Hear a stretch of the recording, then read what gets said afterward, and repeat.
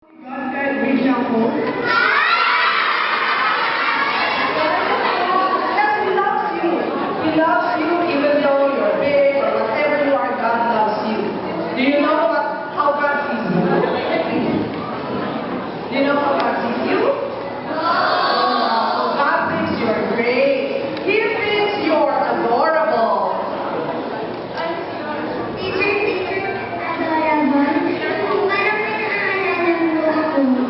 Yes, let's sing a song to remind us of God's love and how He sees us, okay?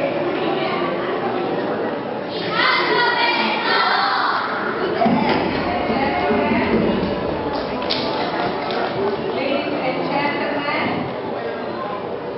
I am asking.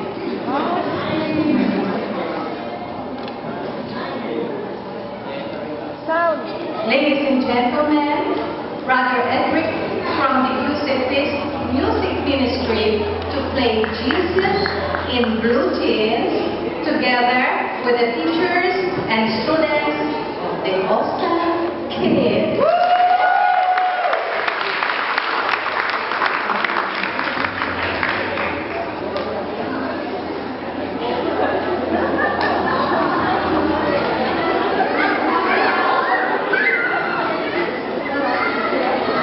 A, you're adorable. B, you're so beautiful. C, you're so beautiful of charm. D, you're a darling.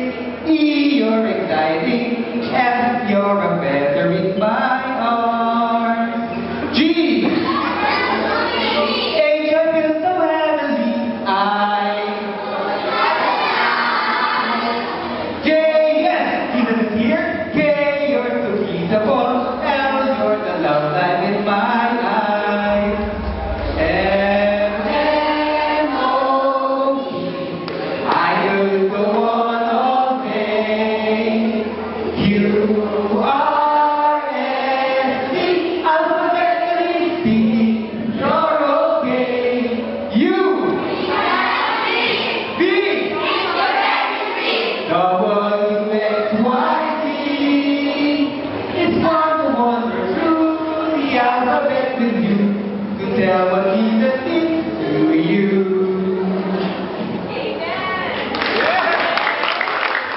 Together by the fireplace with the stories about the wolves. That was the end of the story. Are you reading the wolves?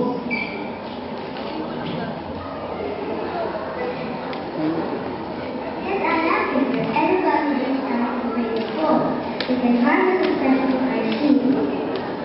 Peter went to bed, and the next day, while he was sitting on the hillside, he was bored, and he thought of a way to have fun. Started shouting, "The wolf! The wolf! The wolf is coming!" Some people came to see what was happening.